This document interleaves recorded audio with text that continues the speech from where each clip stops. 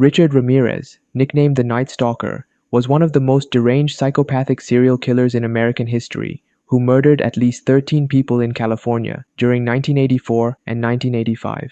His murder methods were exceptionally evil, as he would break into homes late at night to torture and rape his victims, often practicing satanic rituals before executing them, which gives him the name. Ramirez grew up in an abusive household and had multiple head injuries that led to brain damage while he was a kid. In his teens, Ramirez was badly influenced by his cousin, a war veteran who committed multiple war crimes in Vietnam.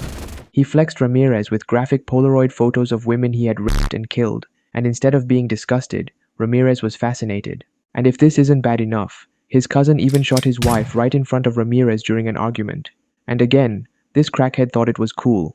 By the time he had moved to California at the age of 22, Ramirez got addicted to drugs and often committed burglaries to support his addiction, where he broke into homes late in the night not only to steal, but also to violate his victims. Ramirez was so sadistic that he enjoyed brutalizing his victims. His methods include punching, pistol whipping, strangling, stomping victims to death in their sleep, shocking them with a live electrical cord, and of course, rape. He also frequently took pleasure in humiliating and degrading his victims before ending them. This guy's enjoying this a little too much. The search for the Night Stalker became one of the greatest manhunts in California history, with over 200 detectives working on the case, which they eventually were able to identify him and show his face to the world.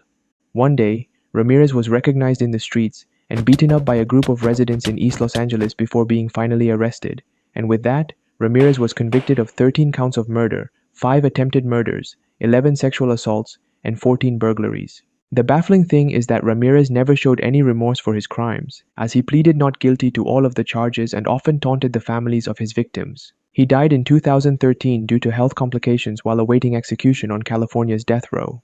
Oh yeah, and just like Bundy, Richard Ramirez also got to marry his longtime fan, Doreen Leoy, in prison. Take notes, guys.